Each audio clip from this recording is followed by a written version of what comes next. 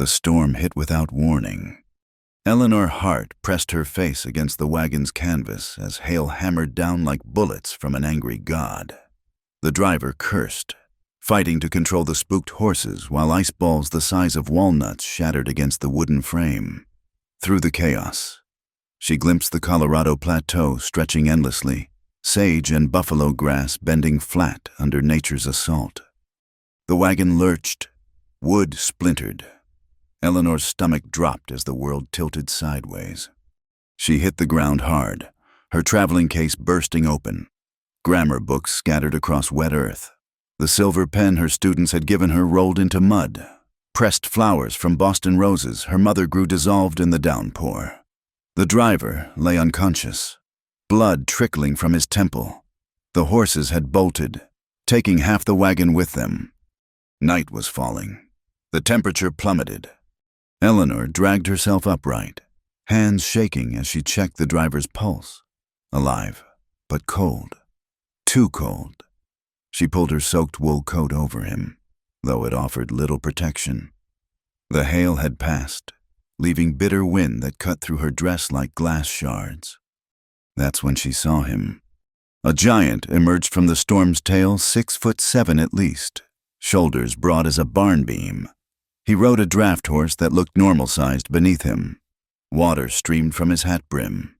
His hands, when he swung down, were scarred from years of working wood and iron. "Ma'am." His voice rumbled low, steady as bedrock. He checked the driver with practiced efficiency, then looked at Eleanor. Gray eyes assessed her chattering teeth, blue lips, the way she swayed on her feet. "Temperature's dropping fast, maybe 20 degrees by midnight." I can manage," the words stuttered through numb lips. "No, you can't." He lifted the driver like a child, secured him across the horse's back. Then he turned to Eleanor. "Name Silas Boone. Got a place 2 miles north, solid roof, working stove." "Eleanor Hart. I'm the new schoolteacher for—" "Later." He shrugged off his coat wool lined with flannel and wrapped it around her shoulders. It smelled of pine resin and coffee. "Can you ride?" She nodded, though her legs barely held. He lifted her onto the horse with surprising gentleness, then swung up behind her. One arm circled her waist, holding her steady. She should have protested the intimacy, should have maintained proper distance, but warmth radiated from his chest, and she found herself leaning back, survival overriding propriety. The ride blurred wind, darkness, the horse's steady gait. Eleanor drifted, jolting awake when they stopped. Through the gloom, she saw a structure that defied expectation. Not a rough shack or tent, but a proper cabin. Small, yes, but the logs were fitted tight, chinked with precision.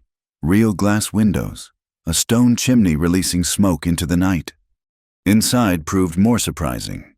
Shelves lined one wall, actual books, not just almanacs. Cooper's leatherstocking tales, Whitman's Leaves of Grass. A surveyor's journal filled with irrigation diagrams.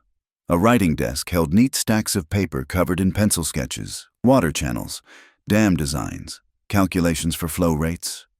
Silas settled the driver on a cot near the stove, checking his head wound. "Concussion, but he'll live." He added wood to the fire, then turned to Eleanor. She stood shivering despite the coat, her dress soaked through. "You need dry clothes." He pulled a shirt and trousers from a trunk. "They'll be too big, but warm." "I couldn't." "You could die of hypothermia, or you could change." He set the clothes on the bed, the only bed, and turned his back. "I'll tend the driver." Eleanor's frozen fingers fumbled with buttons. The shirt hung past her knees. The trousers needed rolling multiple times, but they were dry, smelling of lye soap and cedar. When she emerged from behind the blanket he'd strung up, Silas had coffee brewing and beans warming. "Thank you." She wrapped her hands around the tin cup he offered. "I'll repay." "No need." He checked the driver again, adjusting the blanket. "Storm like that, roads will be washed out for days, maybe a week." The implications settled heavy. A week, alone with a stranger. Her reputation. About sleeping arrangements. Silas's voice cut through her spiral. He looked at her direct. No embarrassment or suggestion in those gray eyes. Temperature's still dropping.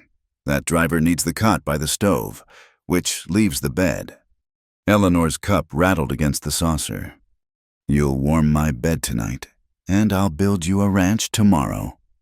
The words came matter of fact, like discussing grain prices. Not what you're thinking. Ma'am, survival.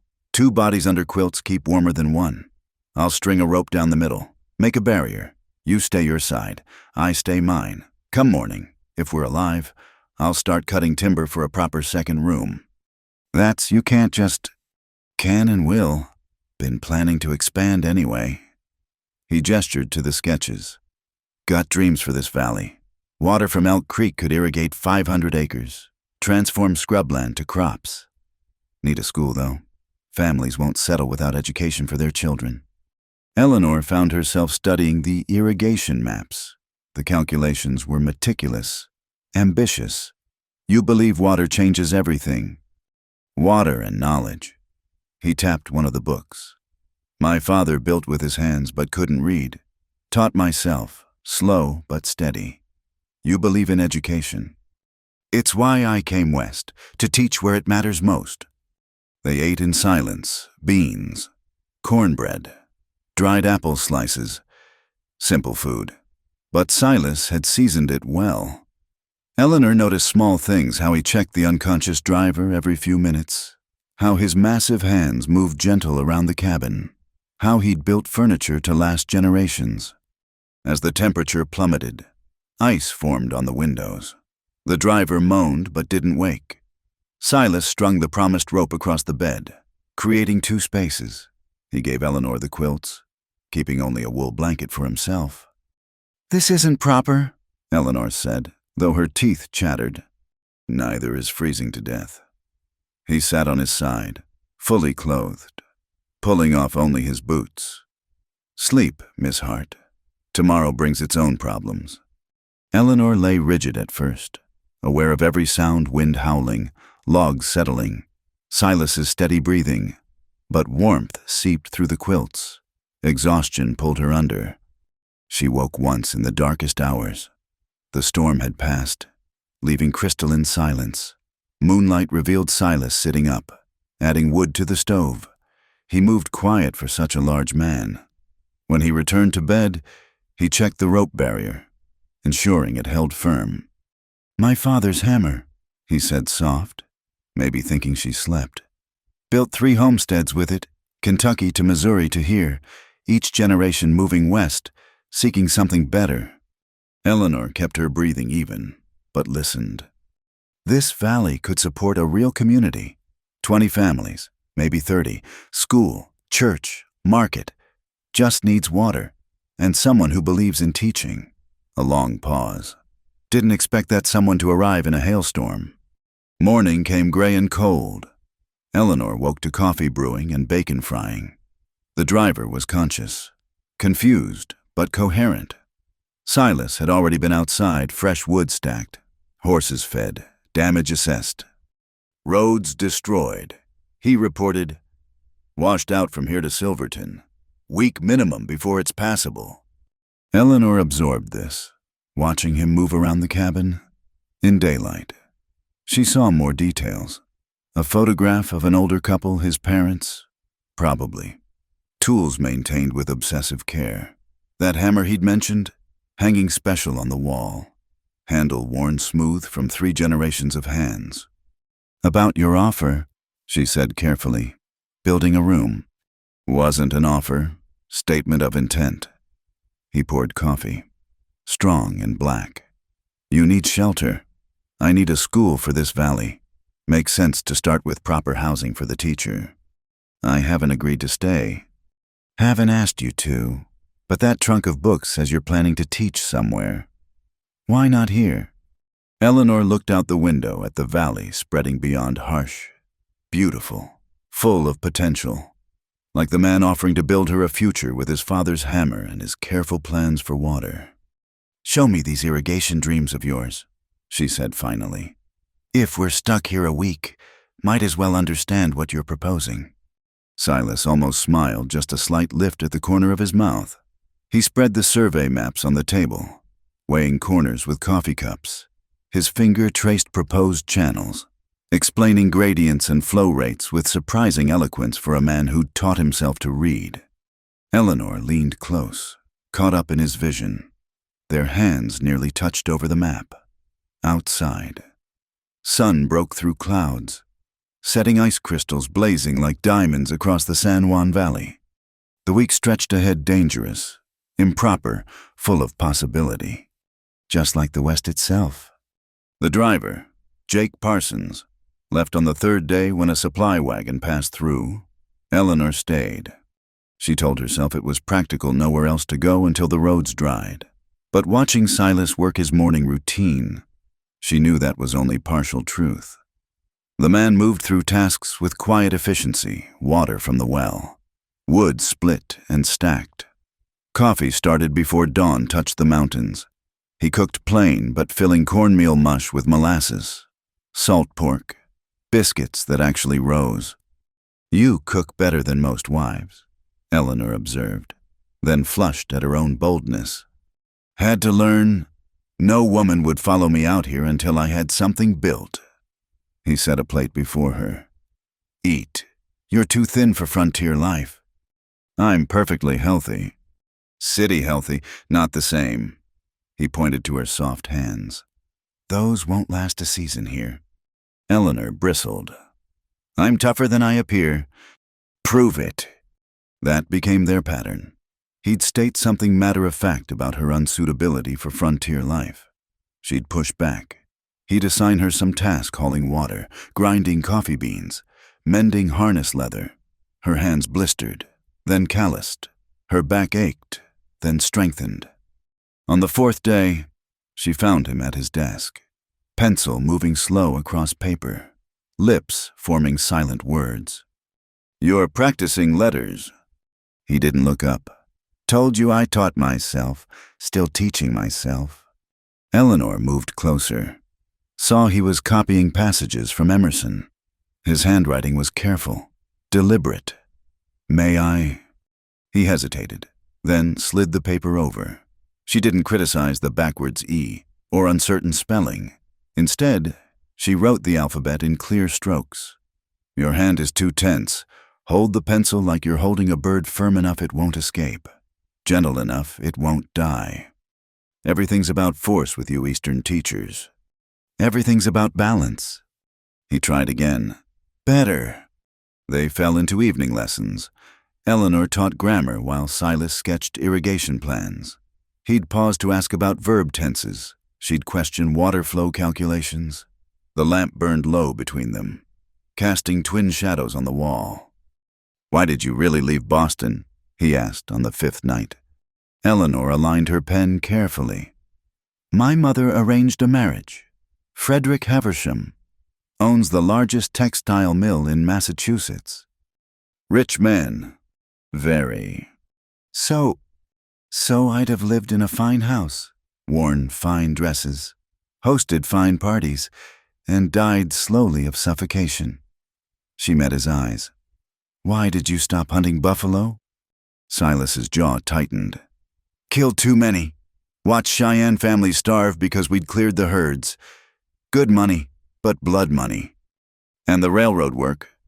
Built bridges for Northern Pacific, good with timber, organizing crews, but, he stood, paced to the window. Railways bring civilization, they said, mostly brought land grabbers and speculators. So you came here?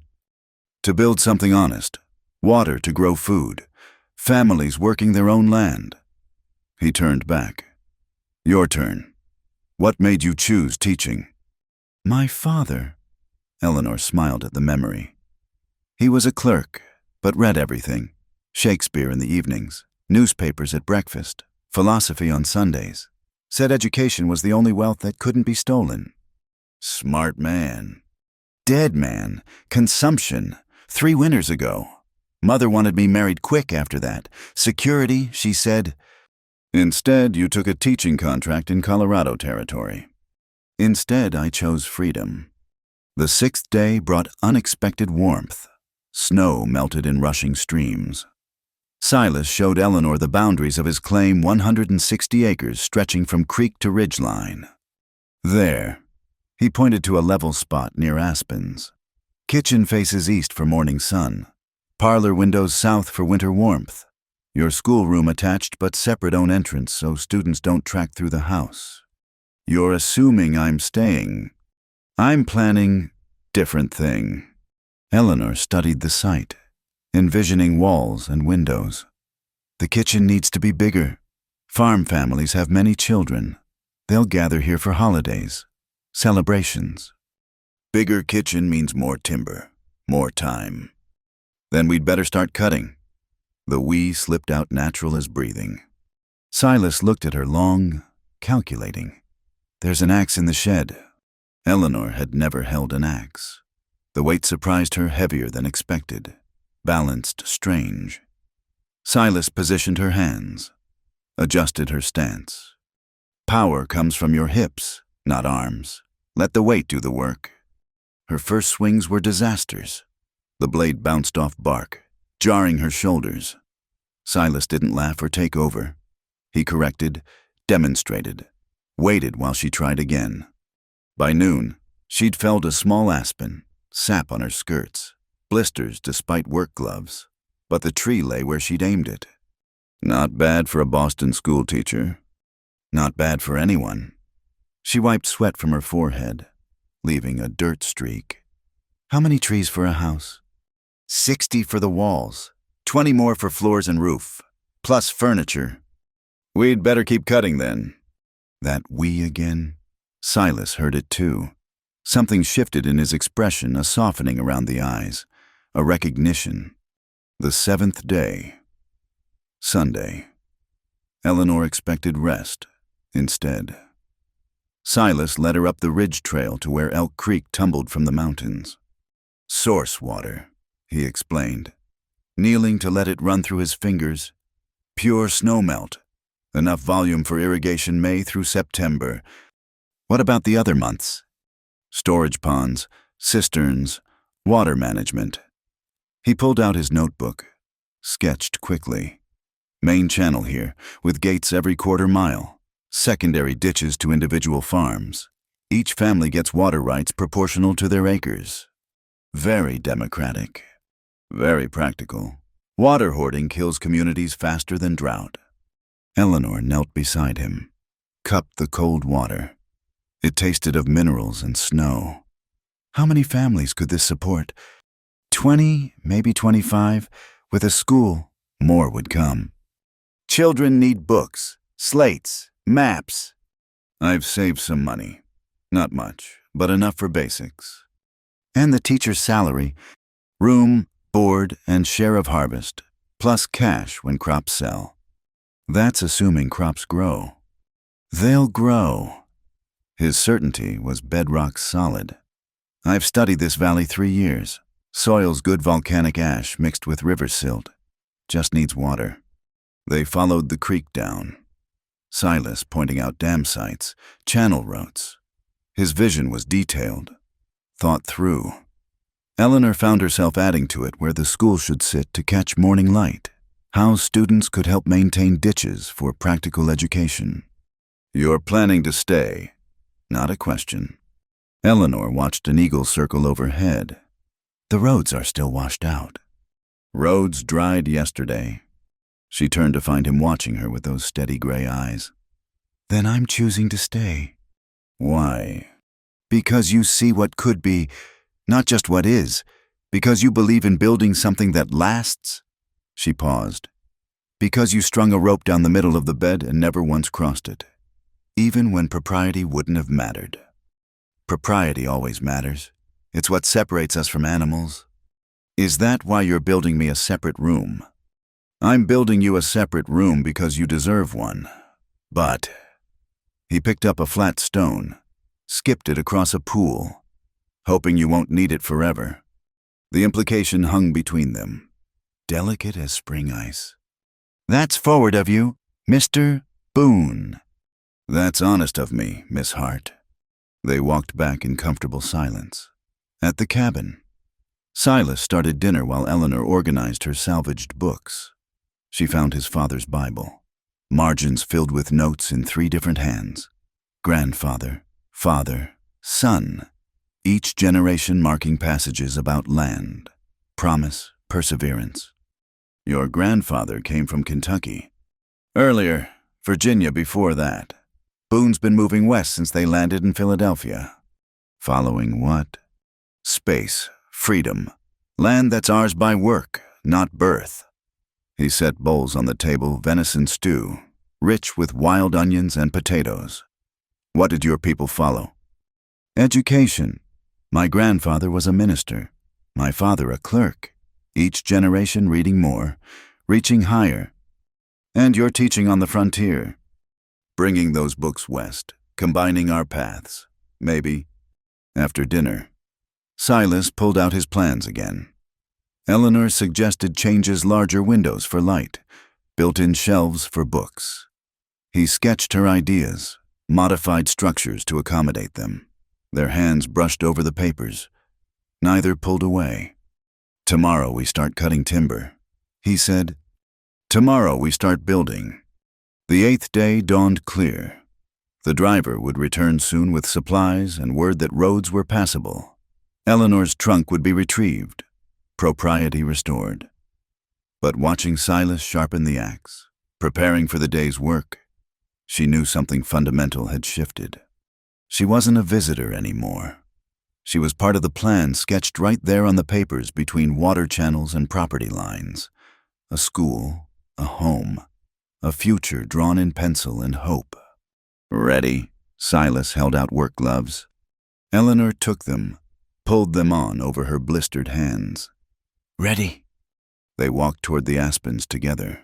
Morning sun casting long shadows, tools over shoulders, building something that would last. Spring transformed the valley.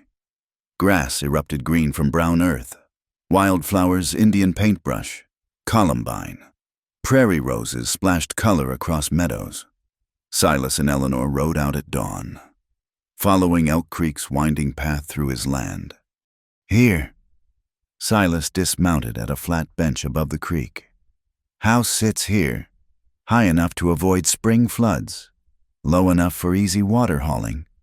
Eleanor stood in the imaginary rooms, pacing off distances. Kitchen window here, catching sunrise. Schoolroom entrance facing the road so parents can see their children arrive safe. You've thought this through. Every night while listening to you sketch irrigation ditches. They marked corners with stones, stretched twine for walls. The house took shape in air and hope: 2 bedrooms, large kitchen, parlor that doubled as library, attached schoolroom with its own stove. Ambitious, Eleanor said. Necessary. This valley needs an anchor, something that says we're staying, building permanent. A rider approached a woman leading 2 children on a paint mare. She wore a faded blue dress, sunbonnet pushed back to reveal dark hair streaked premature gray. The children, boy and girl, watched with curious eyes. Morning. The woman's accent carried Spanish softness.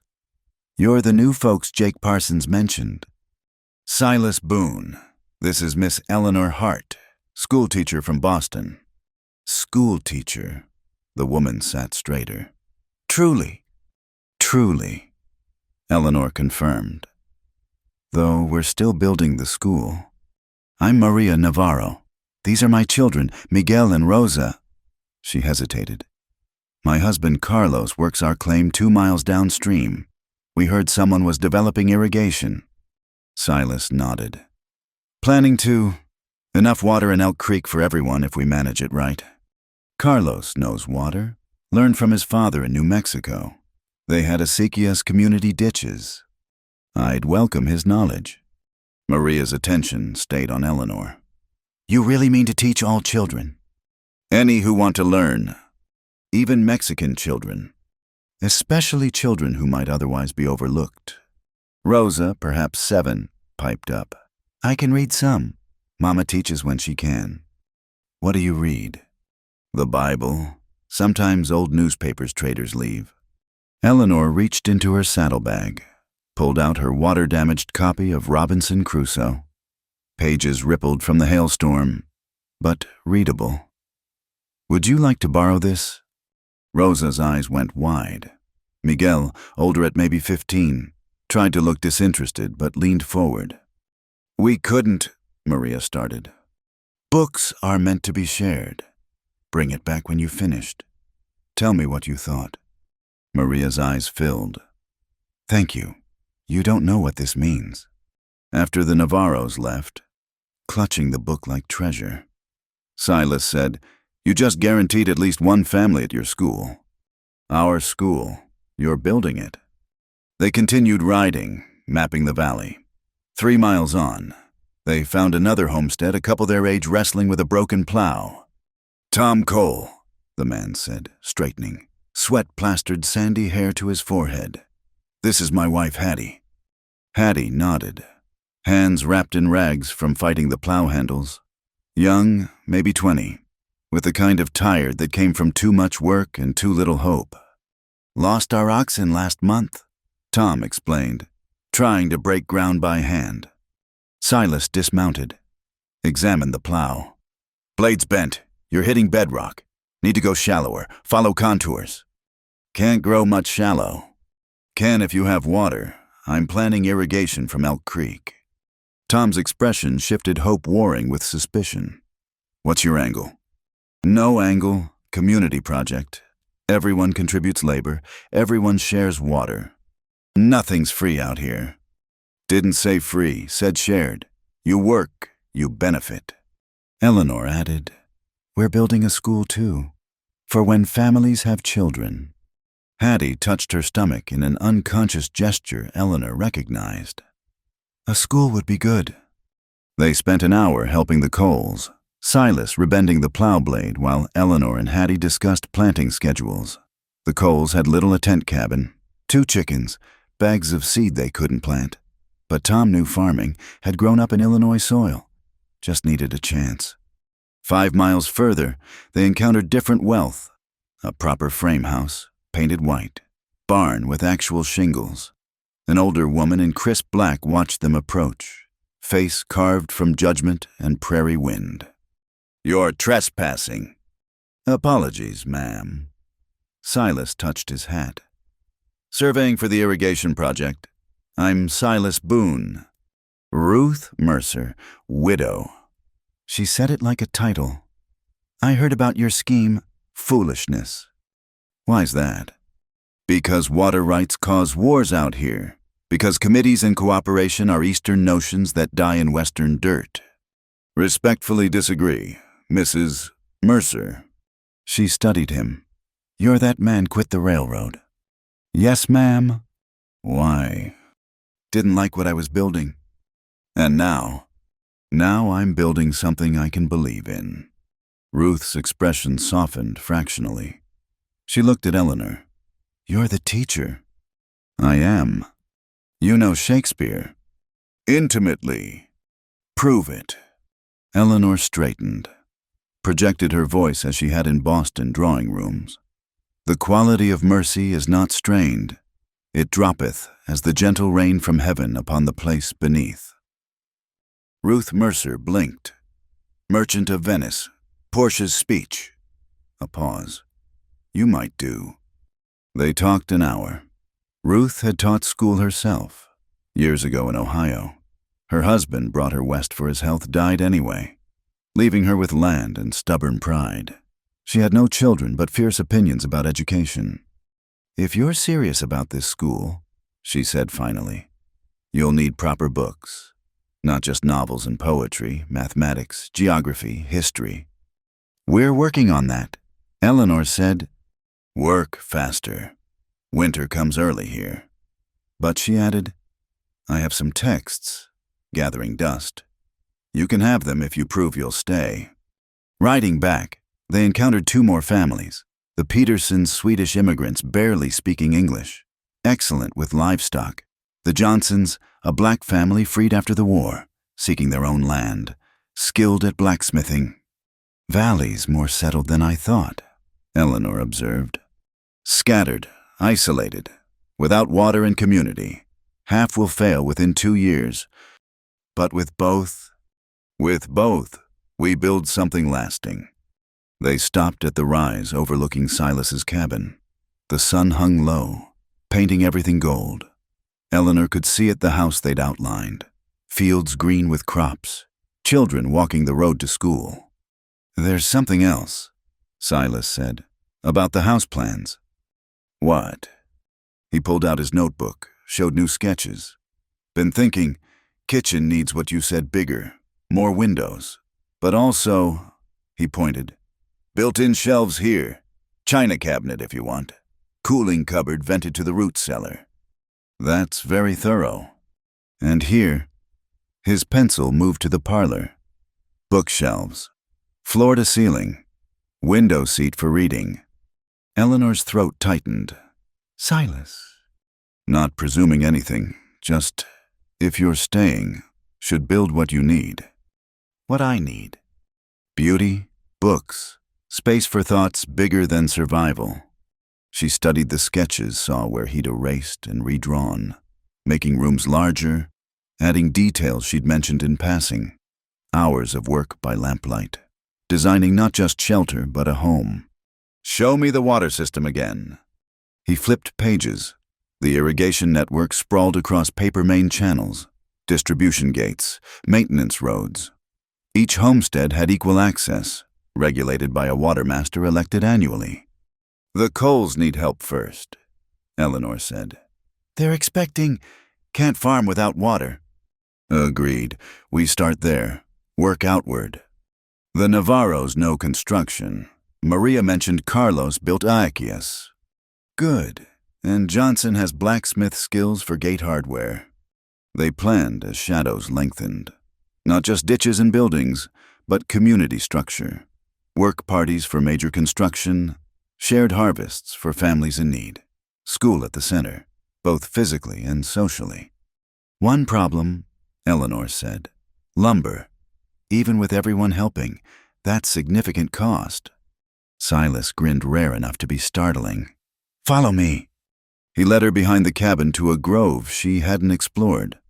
Stacks of lumber, covered with canvas, aged and ready. Hundreds of boards, beams, shingles. 3 years of cutting. Every winter, I felled trees, milled boards. Didn't know what I was building for. Now I do. Eleanor ran her hand along smooth pine. You've been preparing. Waiting. Different thing.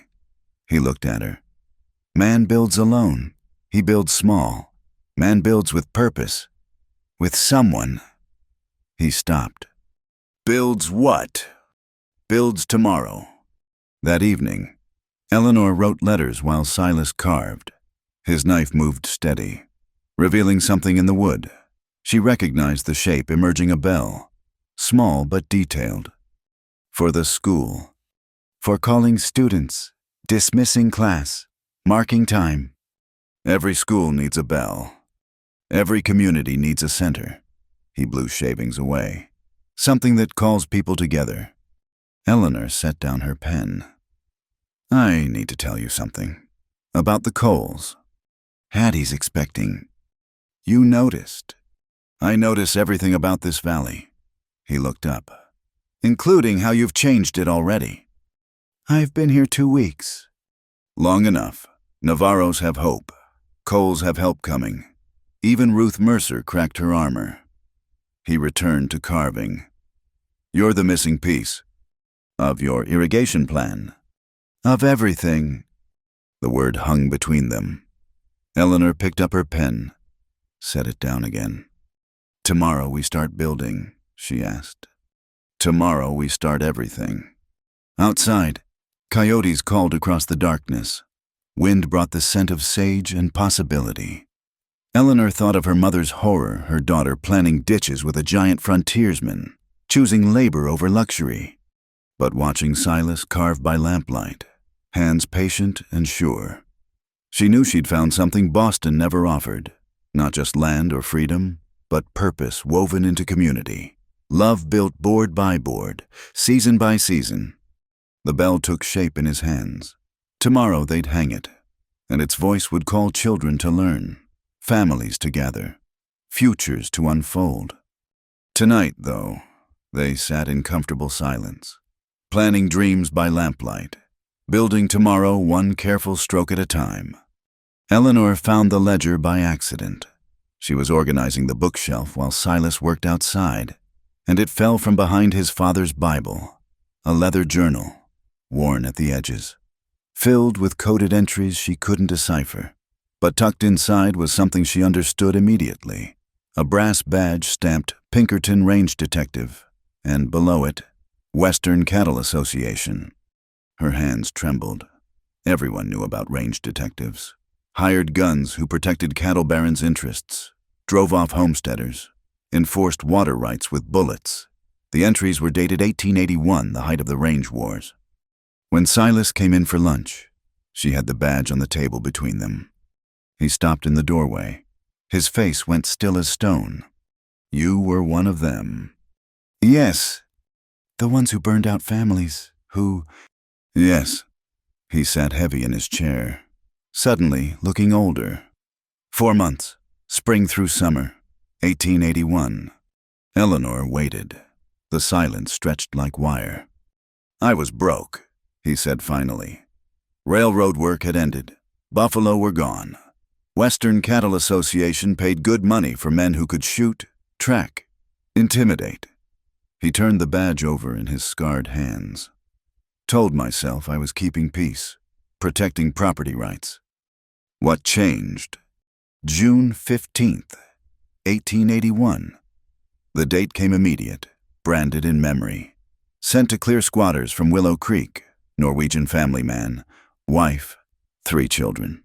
They had papers, homestead claim, everything legal, but they were using water the association claimed. Eleanor's stomach tightened. What happened? My partner, Jake Tanner, started breaking things, furniture, windows. The woman's spinning wheel from Norway. The husband tried to stop him. Tanner put him down hard, broke his arm. Silas's hands clenched. The kids were screaming. The wife was crying. And I stood there, held my rifle, did nothing. You didn't hurt them. Didn't stop it either. Didn't speak up when Tanner burned their hay. Didn't report it when the association took their claim. He met her eyes. Not pulling the trigger doesn't mean innocent. Eleanor. She thought of Tom and Hattie Cole, struggling with their broken plow. The Coles, were they... The husband's younger brother. Tom doesn't know I was there. Family scattered after Willow Creek. Tom came here, started over. Silas pushed back from the table. I've been sending money, anonymous. Not enough, but what I could spare. That's why you're so determined to help them. Can't undo the past, can only build better. Eleanor picked up the ledger, studied the coded entries. What's this mean? Records, every homestead we'd visited, every family we... He stopped. I kept track, thinking someday I'd make amends. Contact them, apologize, something. But what do you say? Sorry I stood by while your life was destroyed. You say exactly that. Eleanor's voice came sharp. You face them. You own your part. They'd run me off, or shoot me. Maybe. Or maybe they'd see a man trying to atone. She stood, paced to the window. The irrigation project, it's penance. It's practical. Valley needs water. Silas. It's both, he admitted. Build something that helps everyone. No one controls the water. No one gets forced out. He joined her at the window.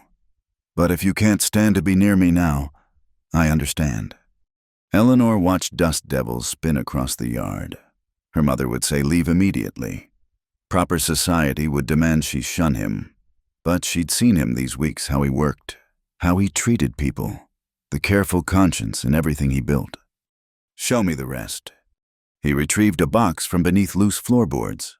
More badges, railroad security, buffalo hunting outfit, a revolver, well-maintained but dusty from disuse, and photographed Silas Younger, standing with hard men, all armed, all wearing the same cold expression. This was you. Part of me, the part I'm trying to bury under better things. And if it resurfaces, if violence comes calling, then I protect what matters. But I don't seek it, don't profit from it, don't stand silent while others suffer. Eleanor lifted the final item, a letter, unopened, addressed to Silas in shaky handwriting. From the Norwegian family's eldest son. Silas said, came last month. Haven't had courage to open it. We'll open it together. You think I came this far to abandon you over past mistakes? She broke the seal carefully. But there are conditions. Name them. First, you write to every family in that ledger. Apologize. Offer what help you can. They won't want... Doesn't matter. You offer. Second, the Coles get first water rights, best land access, whatever they need. Already planned on that. Third, she unfolded the letter. You tell me everything. No more hidden boxes, no more coded ledgers. Everything's ugly. Eleanor, I've seen ugly. Boston has its own violence, just dressed in suits and contracts instead of guns. She spread the letter flat. Read it. The letter was brief, English broken but clear. Asterisk, Mr. Boone. Father died last winter. Before, he said find you. Said you had conscience even then. Said you sent money. We knew. We used it for land in Montana. Have farm now. Good water, children growing. Don't carry ghost of that day. We survived. You helped after, even hiding. Father said man who sends money for years is sorry, is enough. If you build somewhere, build for next families. His best apology. Eric Thornton, asterisk. Silas's hands shook. Eleanor had never seen him cry, but tears tracked silent down his weathered face. He forgave you. Doesn't mean I'm forgiven. It means you can start forgiving yourself. She took his hands, those massive, scarred instruments of both violence and creation. But only if you do the work. Real work. That afternoon, they drafted letters together. Silas spoke. Eleanor wrote his words were too tangled with shame to flow clear. Each letter was different but carried the same message: acknowledgement, apology, offer of assistance. This one's for the Andersons, he said. Ran them off their claim near Bitter Creek. They had a daughter, maybe 12, played violin. Tanner broke it. Eleanor wrote, then asked, what assistance can you offer? I've been learning their situations. Anderson's in Denver, runs a feed store, struggles with credit. Silas pulled out another ledger, this one recording his research. Local bank here owes me favors. Could arrange a loan. Good terms. Do it. They worked through the list. Some families had vanished. Others had died. But many could be found. Traced through careful inquiry. Each letter was a small redemption. Insufficient, but necessary. When they reached the Coles entry, Eleanor stopped. You have to tell Tom. He'll leave. They need this land. He needs the truth more. She set down the pen. Secrets poison communities. If we're building something clean, it starts with honesty. That evening, Silas stood on the Coles threshold, hat in hand. Eleanor waited by the horses, close enough to hear. Tom, I need to tell you something about Willow Creek. Tom's face went white, then red. His fist connected with Silas's jaw, solid, angry, deserved. Silas took it, didn't defend or strike back. You were there. Tom's voice broke. When they hurt James. I was there. I didn't stop it. I've regretted it every day since. Hattie appeared behind her husband, hand on her swollen belly. You're the one been sending money. Not enough. Never enough. Why tell us now? Eleanor stepped forward. Because we're building something new here. Can't build on lies. Tom looked between them, fists still clenched. You expect forgiveness. I expect nothing, Silas said. But I'm offering everything. First water rights, best bottomland, help building your house, my labor, no cost, whenever needed. Blood money. Survival money, Hattie said quietly. Tom, we need this. The moment stretched taut. Finally. Tom unclenched his fists. James died bitter. Broken arm never healed right. Couldn't farm. Drank himself gone within 2 years. I'm sorry. Sorry doesn't bring him back. Tom stared at Silas hard. But it might build something for this one. He touched Hattie's belly. You give us what you promised. We'll stay, but we're not friends. May never be. Fair. Walking back, Eleanor took Silas's arm. His jaw was swelling. That went better than expected. Did it?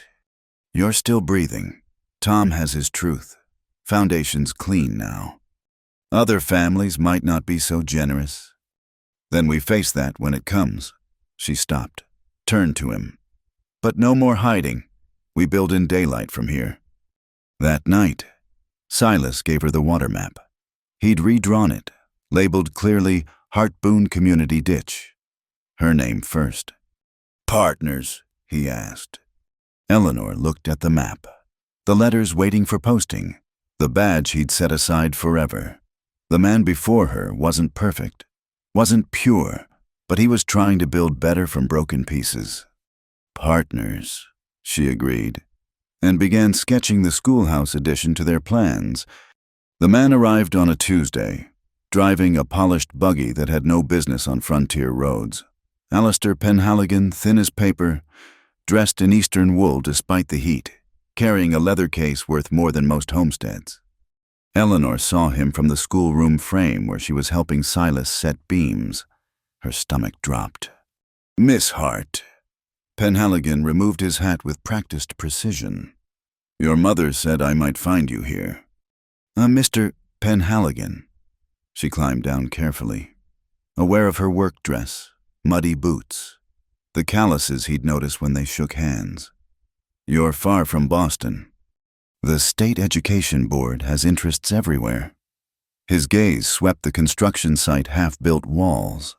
Sawdust, the small collection of children watching from beneath a shade tree where she'd been teaching. This is rustic. This is necessary. Silas approached, wiping sweat from his forehead. He towered over Penhaligon, who stepped back instinctively. Silas Boone. This is Alistair Penhaligon from the Massachusetts Education Board. Colorado Education Board now, Penhaligon corrected. We're establishing proper schools in Denver, Colorado Springs, brick buildings, trained teachers, appropriate salaries. Eleanor is trained, Silas said. Indeed, which is why I'm here. Penhaligon opened his case, produced official papers. Miss Hart. We're prepared to offer you the principalship of the new Denver Academy. 40 students initially, proper curriculum, housing provided, annual salary of $800. Miguel Navarro whistled low. That was more than most families saw in 5 years. The position requires immediate acceptance. Penhaligon continued. Term begins in 3 weeks. I have commitments here. To what a shed and promises. He gestured dismissively at the construction. Miss Hart, you graduated with highest honors. Your thesis on pedagogical methodology was brilliant. You're wasted here. These children need education too. These children need many things they'll never have. His tone carried the casual cruelty of privilege. You can't save everyone. I can teach anyone who wants to learn. Penhaligon sighed. There's also a personal matter. Your mother asked me to convey that Frederick Haversham remains interested in marriage. His offer stands a comfortable life, social position, security. Eleanor felt Silas stiffen beside her. The children had gone quiet, sensing adult tensions they didn't understand. Furthermore, Penhaligon added, lowering his voice, I myself have developed feelings for you. Eleanor, I could provide everything Frederick offers, plus intellectual companionship. We could run the Denver Academy together. That's generous, but don't answer immediately. I'll be staying at Mrs. Mercer's boarding house for 3 days. Consider carefully. This wilderness adventure has been Educational, I'm sure, but it's time to return to civilization. After he left, trailing dust and disapproval, Eleanor found herself surrounded by worried faces. $800, Maria Navarro said softly. That could buy so much. You should take it, Tom Cole said roughly. Better life than this. Even the children looked uncertain, afraid she'd abandon them for brick buildings and proper salaries. That evening, Silas was quiet.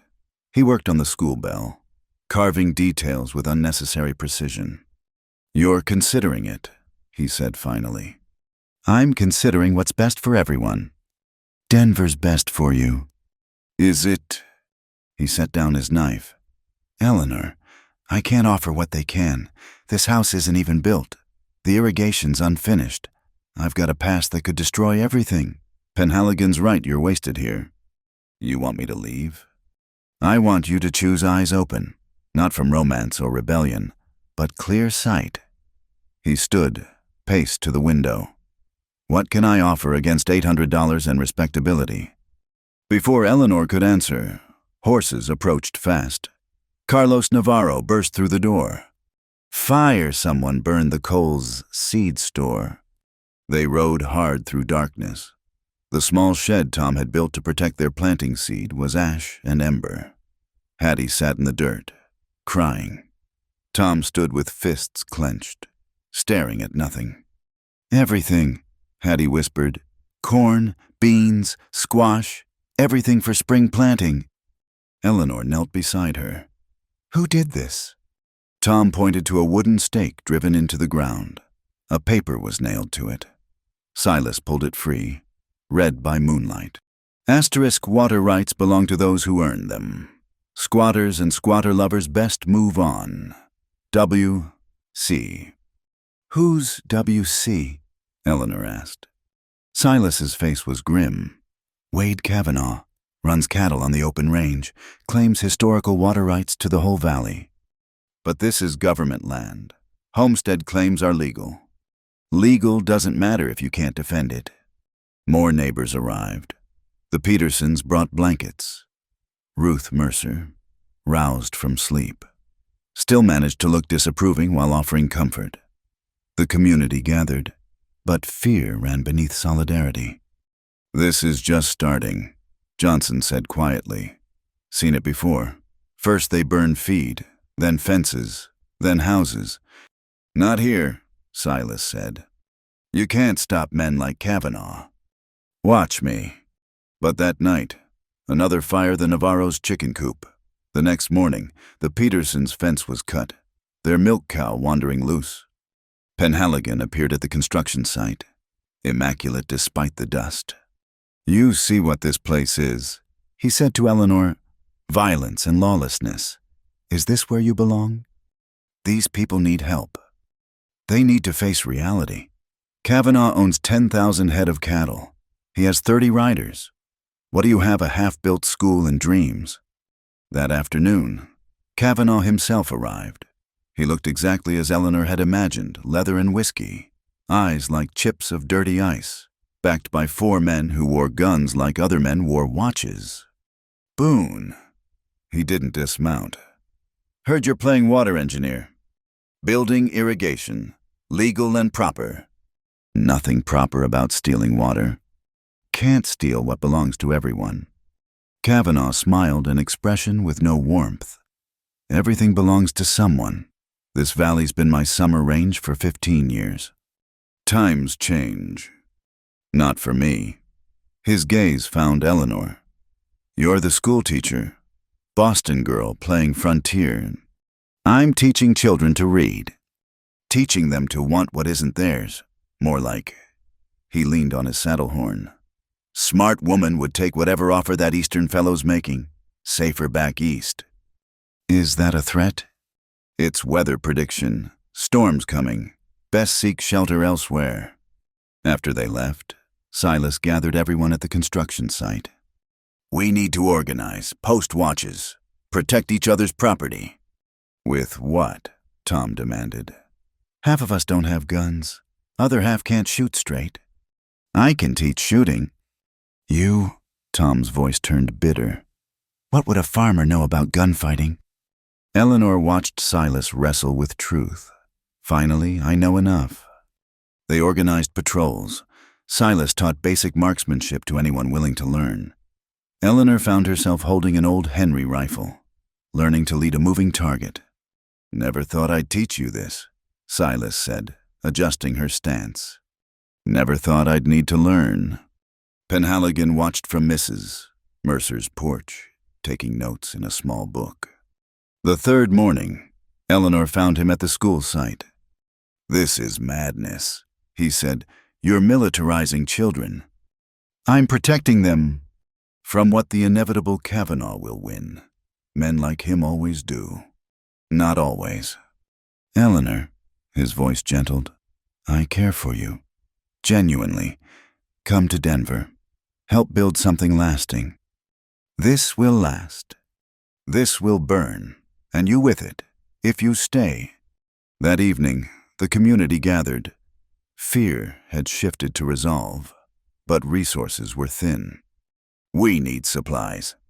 Johnson said, ammunition, wire for fences, more seed for the coals. I have savings, Eleanor said. $300 from my father's estate. That's your security, Silas protested. This is my community. Others contributed what they could. $50 here, $20 there. Enough for basic supplies, not enough for real defense. Ruth Mercer stood. I have $2,000 in the bank. It's yours. Shocked silence. Don't gape, she snapped. My husband left more than land, but there are conditions. Name them, Silas said. First, this becomes legal. Proper water association with filed papers. Second, the school gets built first before any private houses. Third, she looked at Eleanor. You stay. No running to Denver for easy money. Eleanor met her gaze. I'm staying. Then we have an agreement. Penhaligon left that night, but not without final words. You're choosing poverty and violence over civilization and security. I'm choosing community over comfort. You'll regret this. Perhaps, but it will be my regret. My choice. He touched her hand's soft fingers against her calluses. The offer stands. When this fails, come to Denver. After his buggy disappeared, Silas found Eleanor at the school frame, running her hands over beams they'd raised together. 3 days of temptation, he said. Very biblical. I was never tempted. $800 wasn't tempting. Not compared to this. She gestured at the skeleton of walls, the valley beyond. We're building something real here. Difficult and dangerous, but real. Kavanaugh won't stop. Then we don't stop either. Silas pulled out the water map, now worn from handling. Partners. Eleanor took his pencil, signed her name next to his on the corner. Partners. That night, they posted the first watch. The bell Silas had carved hung from a temporary frame, ready to ring warning. The community slept uneasy but united. Tomorrow would bring whatever Kavanaugh planned. But tonight, under stars sharp as promises, they stood guard over dreams taking shape in wood and water, courage and commitment. The foundation was set. Now came the test of whether it would hold. The riders came at dusk. 12 men shaped from dust and bad intentions. Leading them was someone Silas hadn't seen in 4 years, Jed Red Mallory, his old Pinkerton partner. Hair still flame-colored, eyes still empty as spent shells. Hello, Silas. Mallory didn't dismount. Heard you'd gone soft. Didn't believe it till now. Eleanor stood beside Silas on the half-built schoolhouse steps. Around them, the community gathered the Coles, Navarros, Petersons, Johnson at his forge, Ruth Mercer on her porch with a shotgun across her lap. Jed! Silas kept his voice level. You're riding for Kavanaugh now. Good money. Simple work. Mallory's gaze found Eleanor. This the Boston teacher pretty thing to die for. Nobody's dying here. Everybody dies somewhere. Mallory lit a cigarette. casual as Sunday. Kavanaugh wants you gone. All of you. Tonight's a courtesy warning. We're not leaving. Then tomorrow gets unpleasant. He studied the defensive preparations, the shallow trenches Tom and Carlos had dug, the bundles of yucca thorns placed to block horse charges. Playing soldier, Silas, you were never much for tactics. I learned. From who these farmers? Mallory laughed. I've got 12 experienced guns. You've got what women and children. We've got right. Right, Mallory spat. You really have gone soft.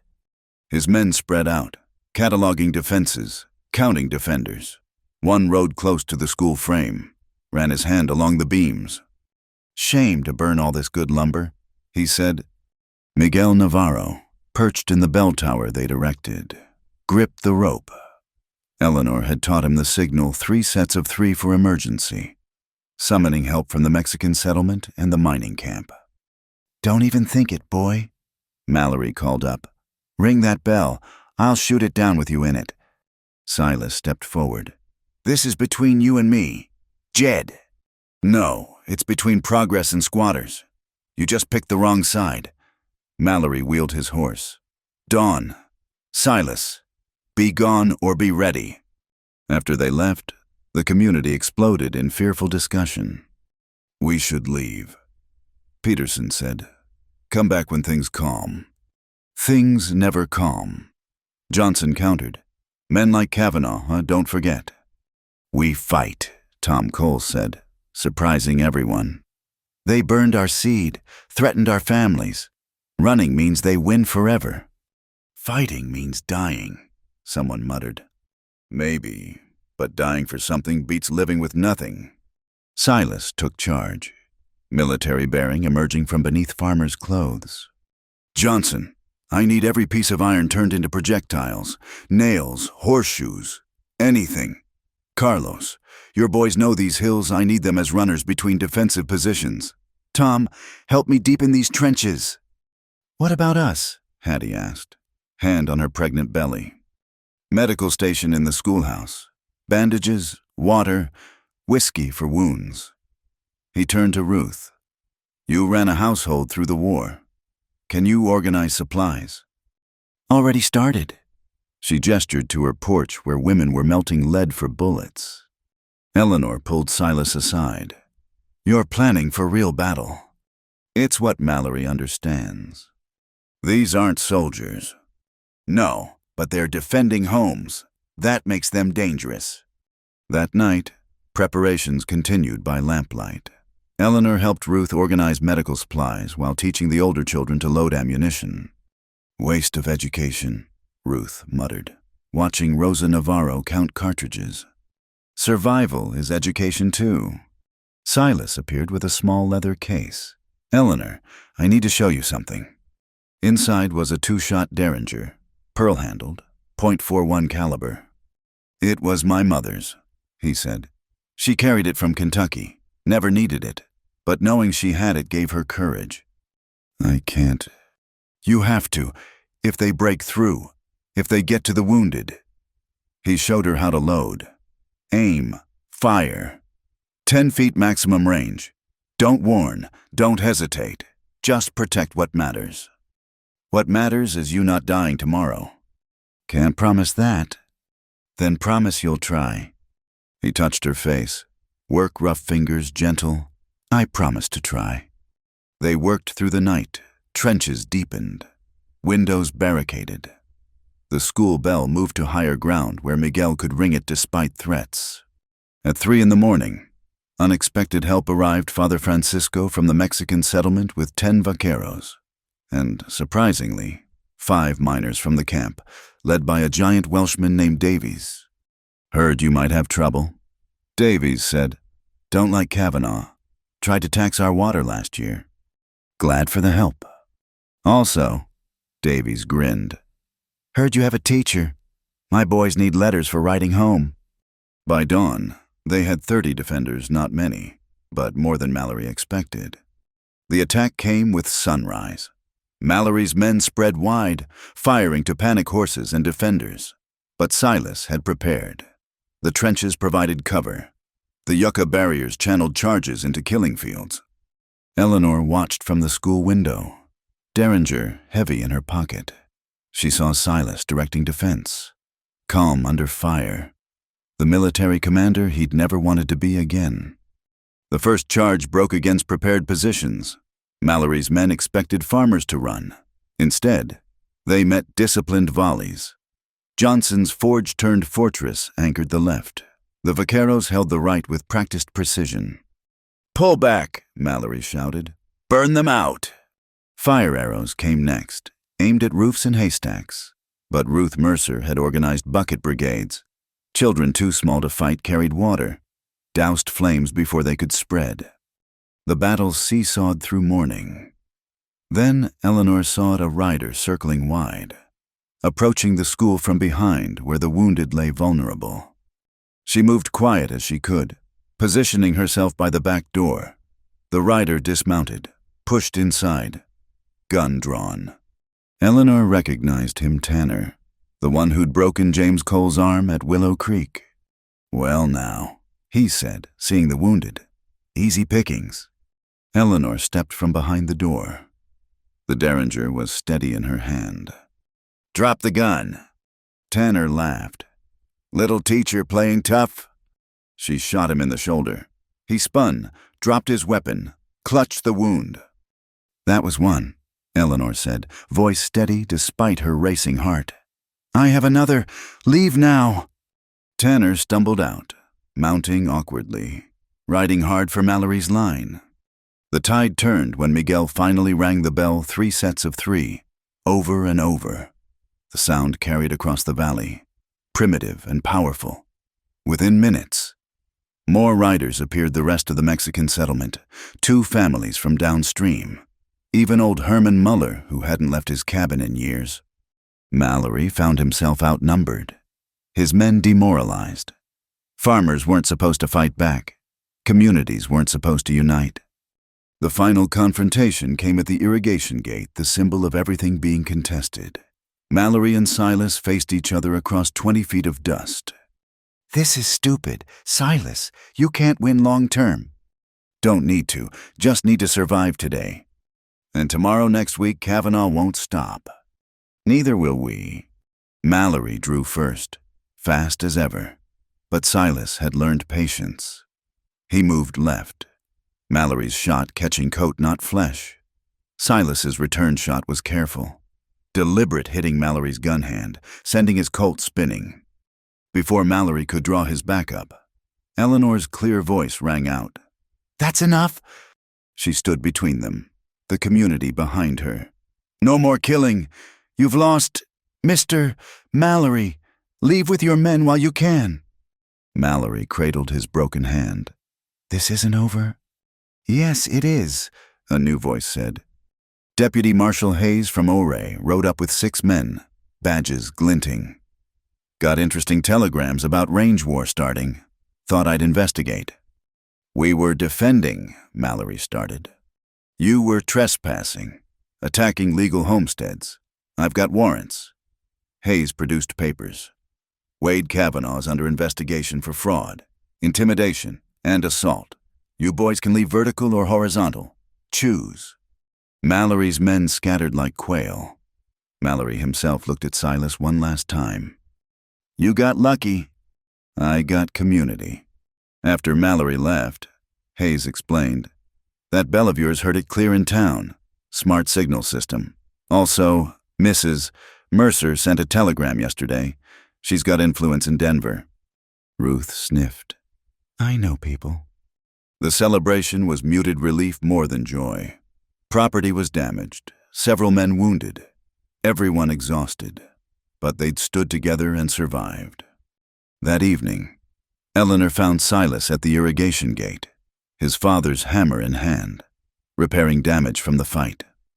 "We did it," she said. "We started it. Kavanaugh's still out there, others like him too. But now they know we'll fight. Now they know you'll shoot." He smiled slightly. "Tanner's telling everyone a schoolteacher gunned him down. I aimed for his shoulder. Still, word will spread. dangerous teacher in the valley. Eleanor took the hammer, tested its weight. Good. Let them know we protect what we build. The sun set behind mountains, painting the valley gold. Tomorrow would bring cleanup, reconstruction, continued vigilance. But tonight, the bell hung silent in its tower. The water ran free in its channels, and the community stood stronger for having stood together. The school would be finished, the crops would grow, and anyone who threatened that would learn what Mallory had learned, that people defending their dreams are the most dangerous force in any frontier. Dawn came blood red over the mountains. Mallory had returned with 20 men, Kavanaugh himself riding alongside. They'd learned from the first attempt no scattered charges this time. They formed a battle line, planning to overwhelm with concentrated force. Silas stood at the main irrigation gate, watching them advance. The community had worked through the night deeper trenches, more ammunition, water barrels positioned for fire control. But 20 experienced guns against farmers and miners felt like watching an avalanche approach. "They're burning the outer fields," Carlos reported, riding in hard. "Moving systematic, destroying everything outside our defensive line." Eleanor coordinated from the schoolhouse, now a fortress. She'd sent the youngest children to the root cellars with Maria Navarro, while the older ones prepared ammunition. Miguel stood ready at the bell tower, though everyone who might respond was already here. "Silas Boone," Kavanaugh's voice carried across the morning air. "Let's discuss terms." Silas walked out slowly, rifle across his arm. Tom Cole and Johnson flanked him, trying to look more dangerous than they felt. Kavanaugh sat his horse like a king, expensive hat, tailored coat, twin Colts worn cavalry style. "You've caused me considerable trouble. You've caused these people more. These people are squatting on my range. Government land, legal homesteads." "Legal?" Kavanaugh spat. "I've been running cattle here since before Colorado had a government. Now farmers want to steal water I've used for 15 years. Water belongs to everyone. Water belongs to who can hold it." He gestured at his men. "I can hold it." Mallory leaned forward, bandaged hand resting on his saddle horn. "Give us the teacher and the troublemakers. Rest can stay if they pay water rent." "No one's paying rent for rain." "Then everyone burns." The attack came without further warning. Concentrated fire on the east trenches, trying to break through to the school. Ruth Mercer's position took the heaviest assault, 3 men trying to flank her fortified porch. Eleanor watched Ruth hold them off with methodical shotgun blasts, reloading smooth as butter churning. The old woman might disapprove of everything, but she could fight. "Southwest corner," Rosa called out, spotting riders circling wide. Eleanor grabbed the Henry rifle, positioned herself at the window. Her shots might not hit, but they made the riders cautious, bought time for defenders to shift position. The battle's rhythm was different from before, sustained, grinding pressure instead of quick charges. Kavanaugh had learned patience, willing to spend ammunition and time wearing them down. By mid-morning, the situation grew desperate. Johnson was wounded, arm bleeding through makeshift bandages. 2 of the vaqueros were down. Ammunition ran low. "School?" someone shouted. 3 riders had broken through, heading straight for the building. Eleanor saw Silas sprint to intercept, but he was too far away. She stepped onto the porch, Derringer in one hand, the Henry rifle in the other. The lead rider was Tanner, shoulder still bandaged from their last encounter. "Hello again, teacher." Eleanor shot the Henry dry, forcing them to veer. When Tanner spurred forward anyway, she raised the Derringer. "Twice," Tanner laughed. "You already used both shots last time." "I reloaded." The Derringer kicked. Tanner's hat flew off, grooved by the bullet. He pulled up sharp, suddenly believing she'd kill him if necessary. That's when Miguel rang the bell, not the emergency pattern, but something else. Long, short, short, long, short, short. A signal Eleanor had taught him from her father's maritime books. "What's that?" Tanner demanded. Trouble, Eleanor said, for you. Dust rose from the south, a large group riding hard. Tanner wheeled his horse, racing back to Kavanaugh's line. The riders came into view Deputy Marshal Hayes, but not with 6 men this time. 2 full passes, maybe 30 badges, and behind them, something unexpected, a Army cavalry unit, guidon snapping in the wind. Federal intervention, Hayes announced, voice carrying clear. This valley is under territorial protection pending investigation of water rights, land fraud, and violent conspiracy. Kavanaugh's face went purple. You can't. I can. Governor's order, backed by federal authority. Hayes produced documents. Wade Kavanaugh, you're under arrest for conspiracy to defraud the government, intimidation of homesteaders, and attempted murder. This is my land. Prove it in court. The cavalry captain, a weathered man named Morrison, positioned his troops efficiently. Anyone who wants to contest this can deal with the United States Army. Mallory's men evaporated like morning dew. Even Mallory himself looked uncertain, calculating odds he didn't like. Smart move. Boone, he said quietly. Getting federal backing? Wasn't me. They both looked at Eleanor, who stood on the schoolhouse steps still holding the derringer. I wrote letters, she said simply, to the governor, the Territorial Education Board, 3 newspapers, and my godfather. Your godfather? Silas asked. Senator James Harrison of Massachusetts. He sits on the Committee for Western Development. Mallory actually laughed.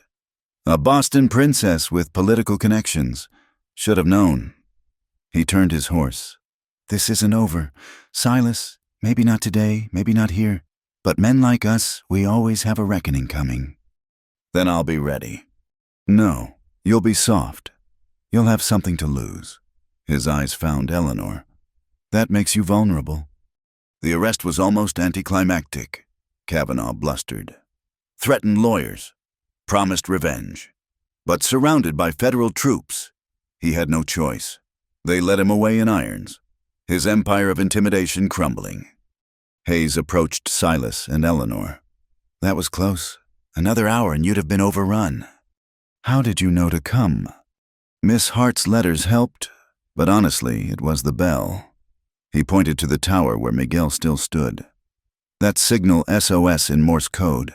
Telegraph operator recognized it. Knew it meant serious trouble. Eleanor taught me, Miguel said proudly. From her father's books. The cleanup took days. Wounded to tend. Damage to repair. Legal documents to file. The Water Association was formalized with Ruth Mercer as treasurer, Silas as watermaster, Eleanor as secretary. Every family got equal shares, equal votes. Tom Cole surprised everyone by shaking Silas's hand. Not friends, he said, but neighbors. That's enough.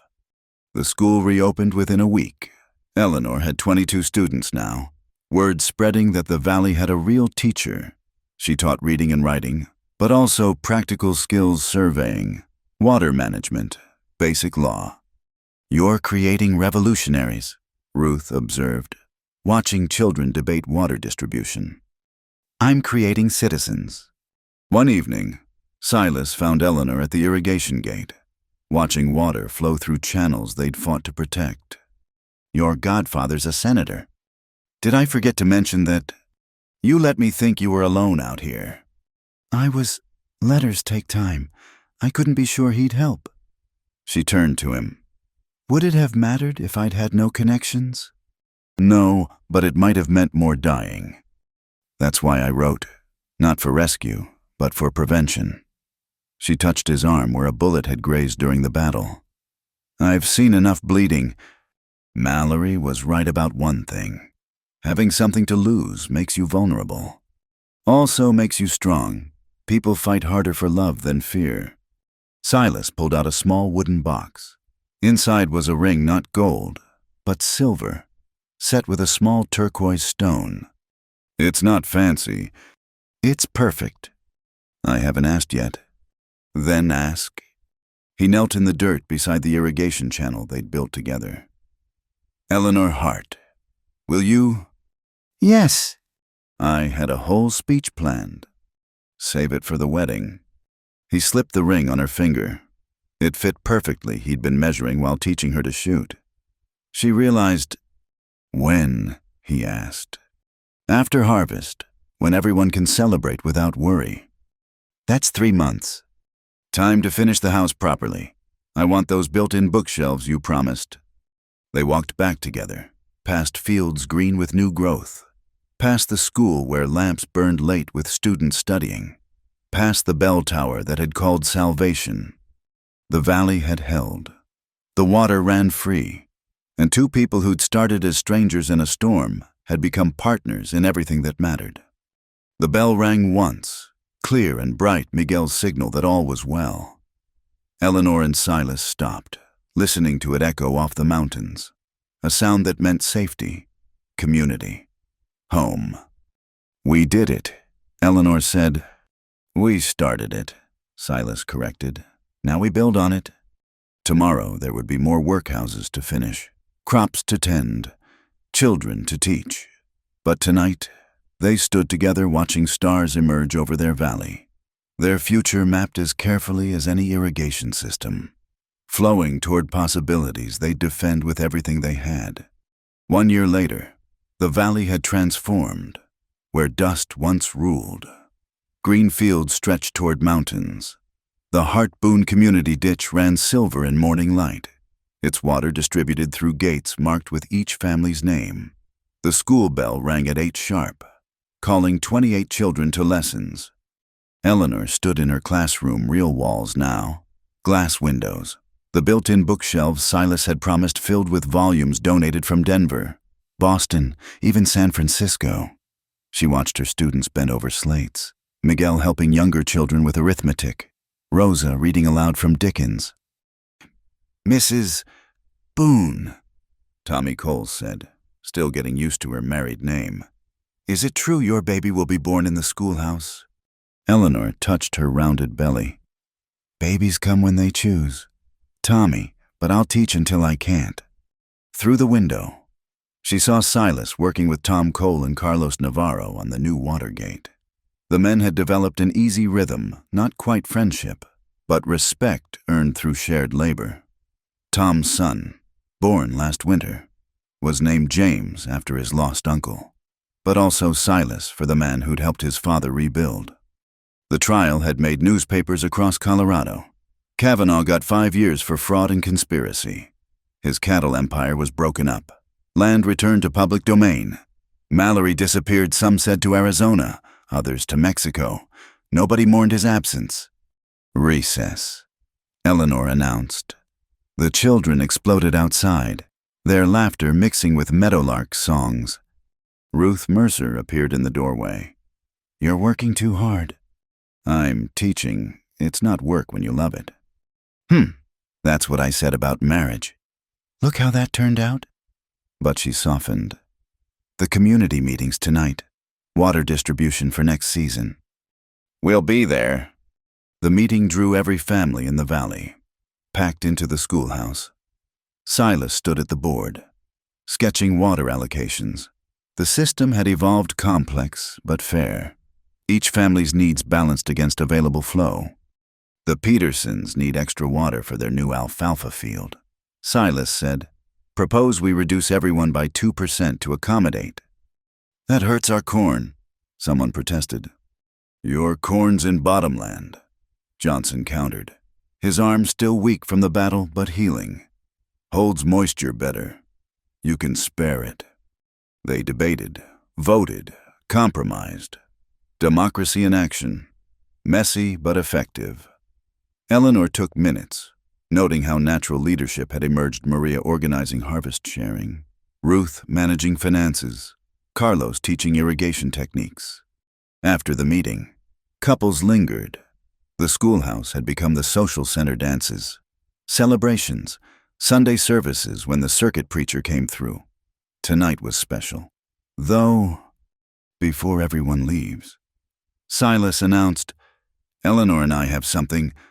He unveiled a bell, not the carved wooden one from the battle, but bronze, cast by Johnson at his forge, inscribed around its rim, "For Eleanor's school where water and words run free, 1886. "It's beautiful," Maria whispered.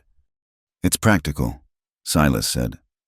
"But also—" He pulled out something else, a small box. Inside lay a ring, gold this time, with a rough sapphire that caught lamplight like Colorado sky. "We were married by the circuit judge," Silas explained. "But that was law. This is community." Eleanor understood. He was asking again, in front of everyone, making their union part of the valley's foundation. "Yes," she said, "always yes." The celebration lasted past midnight. Herman Muller played fiddle. The Navarro children sang. Even Ruth danced, criticizing everyone's technique while stepping livelier than people half her age. 3 weeks later, Eleanor's labor started during morning lessons. She tried to continue teaching through contractions until Maria physically removed the chalk from her hand. "Babies don't wait for grammar," Maria said firmly. The birth was hard but clean. Silas held her hand, white-faced with worry, until the baby's cry filled the room. A daughter, healthy and loud, with Eleanor's dark hair and what might become Silas's gray eyes. "What name?" Ruth asked, having appointed herself supervisor of everything. Eleanor looked at Silas. They'd discussed this. "Faith," Eleanor said. "Faith Margaret Boone." "For the valley?" Maria asked.